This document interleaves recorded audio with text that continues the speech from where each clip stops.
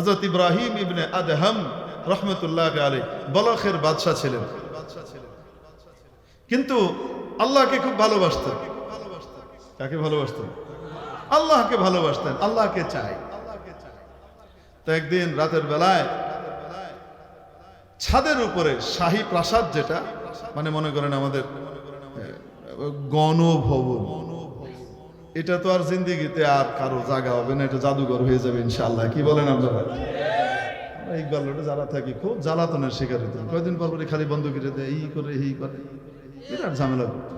আলহামদুলিল্লাহ এখন একটু সুখে শান্তিতে আমরা লেক রোড দিয়ে যাই আসি, বন্ধ আর থাকে না। তো মনে করেন যখন ছিলেন তার উপরে রাতের বেলায় কে যেন হাঁটাহাঁটি করে। আরে শাহী প্রাসাদের উপরে রাতের বেলায় কে হাঁটাহাঁটি করে? এত বড় সাহস কার? উনি উপরে গিয়েছেন, উপরে গিয়ে দেখেন এক লোক, এই তুমি কি এখানে কিভাবে আসলা? তো বলে আমার উট হারিয়ে গিয়েছে, উট খুঁজতে এসছে। কি কয়? আচ্ছা গন তো উট হারাইলে উট কি ছাদে উঠে? এ তো জঙ্গল টঙ্গলে কোথাও মাঠে মুঠে চলে যাবে, গরু মাঠে মুঠে কোথাও চলে যাবে, কই গিয়ে উঠছে? ছাদের উপরে কি উট পাওয়া যায়? বোকা থাকা। ওই লোক হেসে বলে, ওয়াও, ছাদের উপরে উট পাওয়া যায় না, আর এত আরামায়েশে থেকে মজার মজার খেয়ে আল্লাহকে পেয়ে ফেলবা, এত সহজ? ইব্রাহিম ইবনে আদহাম বুঝে ফেলেছে কারবার অন্য কিছু আছে, কারণ এই বেটা এখানে আইলো কেমনি? এত শান্তি এবং পাহারাদারদের চোখ ফাঁকি দিয়ে আসলো কিভাবে? তো তার মানে এটা আল্লাহ পাকের পক্ষ থেকে কোনো মেসেজ তাকে থ্রো করা হচ্ছে। উনি কিছুই বললেন না। রাতের বেলায় ওনার খাবার দাবারের যতটুকু দরকার অতটুকু সাথে করে নিয়ে একটু একদম ছদ্মবেশ ধরে শাহী প্রাসাদ থেকে বেরোয় গেছেন, কাউকে কিছু না বলে চলে গেলেন একজন যুগশ্রেষ্ঠ আলেম ওলির কাছে। আমি আল্লাহকে পেতে চাই। উনি বললেন, তুমি আল্লাহকে পেতে চাও? তোমাকে তো সবাই চেনে, তুমি তো কিছুই করতে পারবা না, তুমি এমন সেলিব্রিটি, তোমার সবাই চেনে, তুমি যেখানেই যাবা সেখানেই লোকজন জমা হয়ে তোমারে কি করবে? উৎপাত করবে, কাজ তো করতে দিবে না। এই জন্য এখানে তুমি থাকলে পারবা না, এক কাজ করো, জঙ্গলে চলে যাও, এই এই কাজগুলা করবা। দিক নির্দেশনা দিয়ে দিলেন, শরীয়ত অনুযায়ী কিছু আমল দিয়ে দিলেন। এখন উনি জঙ্গলে গিয়ে একা একা নিরিবিলিতে আল্লাহর ইবাদত করেন। একদিন এদিকে রাষ্ট্রের মন্ত্রীবর্গ খুঁজে বেড়াচ্ছে বাদশা কই গেল।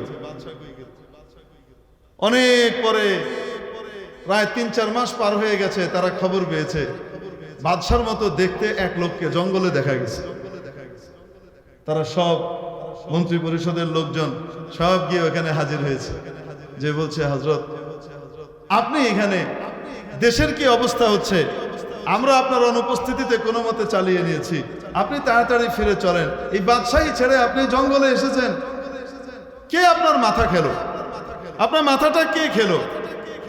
দেখেন না, engineer, doctor, professor, barrister, minister, এদেরকে যখন আলেম ওলামারা পায়, এদেরকে যখন গাট্টিওয়ালারা পায়, এদেরকে যখন খানকাওয়ালারা পায়, দেখেন গাট্টিওয়ালারা পায়, বুঝেন তো কারা? তাবলিগওয়ালারা পায়া, তারপরে আস্তে আস্তে পটায় পটায় কেমনে জানি 3 দিন, তারপরে 3 চিল্লা, তারপরে দেখা গেল মুহে দাঁড়িয়ে এসে গেছে, মাথায় টুপি হয়ে গেছে, দেখতে মাওলানা সাহেবের মতো লাগে, আলেম ওলামার মহব্বত নিয়ে চলাফেরা করতেছে। কয়দিন পরে পোলাপাইন যা আছে সবগুলার এনে মাদ্রাসায় দিয়ে দেয়। আরে আছে না নাই? যখন দিয়ে দেয় তখন আত্মীয় স্বজন সব এসে বলে, তুমি ইঞ্জিনিয়ার হয়েছো, ডাক্তার হয়েছো, তোমার মাথাটা এই তাবলিগওয়ালারা নষ্ট করে দিল, তুমি তোমার ছেলেগুলাকে এই ফকিরি বিদ্যা পড়াচ্ছ। আরে বলে কি বলে না? সবাই বলতে থাকে, ওর মাথাটা নষ্ট করে দিল, মাথা খারাপ হয়ে গেছে। কি হয়ে গেছে? আরে কয়নি, কয় না? আল্লাহু আকবার।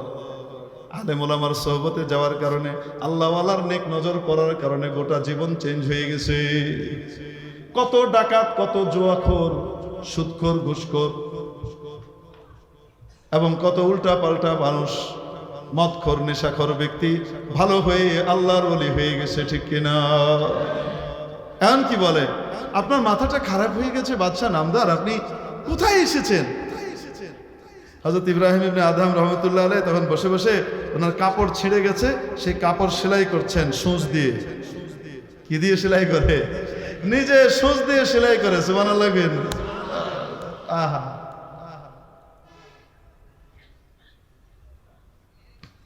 তো তাদের এই কথা শুনে উনি বললেন, আচ্ছা তাই বুঝি, ওটা বুঝি রাজত্ব?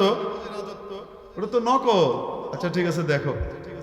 উনি হাতের সুইটা খুলে নদীতে ছুঁড়ে মারলেন। ছুঁড়ে মারার সাথে সাথে সুই ভেসে আছে না ডুবে গেছে?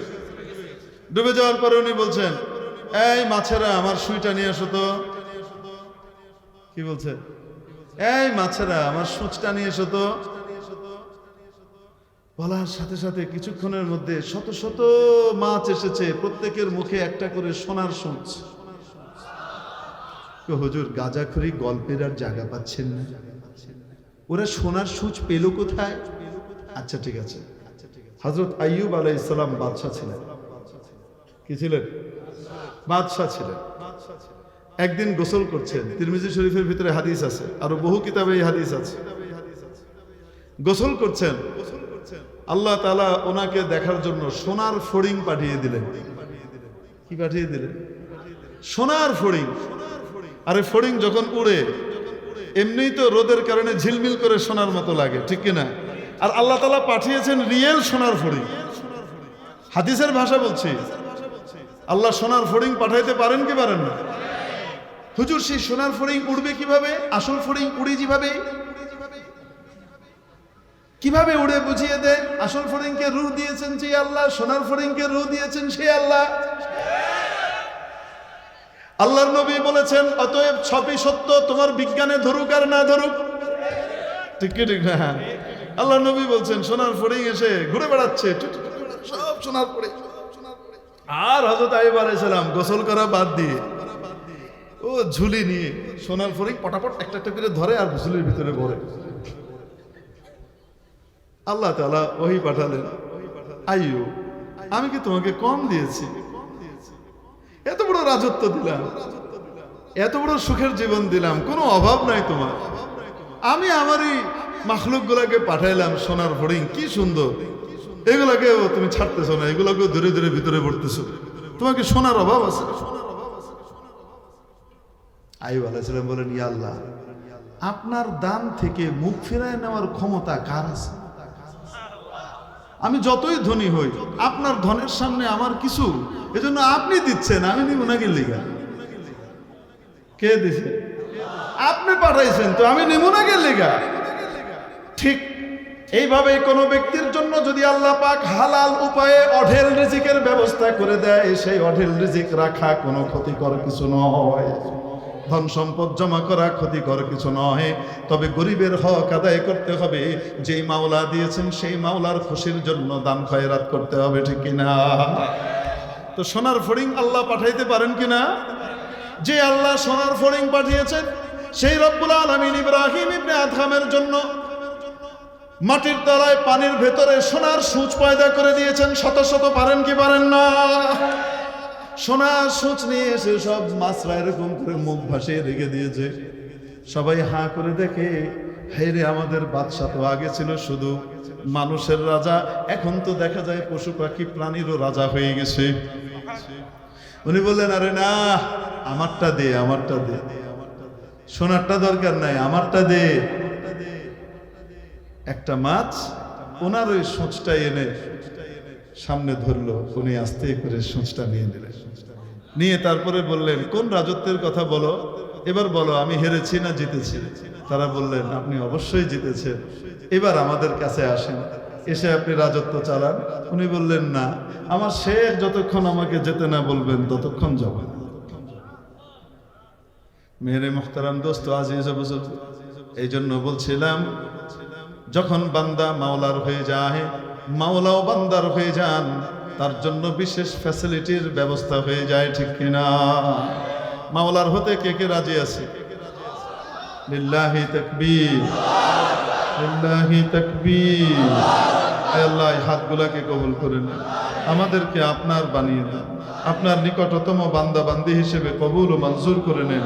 আয় আল্লাহ, আপনার রজ্জু, আপনার রশি, আপনার দ্বীন ইসলামকে মজবুত ভাবে ধরবার তৌফিক দান করেন, আপনার কোরআনকে মজবুত ভাবে ধরবার তৌফিক দান করেন। আয় আল্লাহ, কোরআনওয়ালা আলেম ওলামাদের সাথে থাকবার তৌফিক দান করেন। আমাদের সকলের বাচ্চাকে, সন্তান সন্তানাদিকে আপনি কোরআনওয়ালা বানিয়ে দেন। ওয়া আখিরু দাওয়ানা আনিল হামদুলিল্লাহি রাব্বিল আলামিন।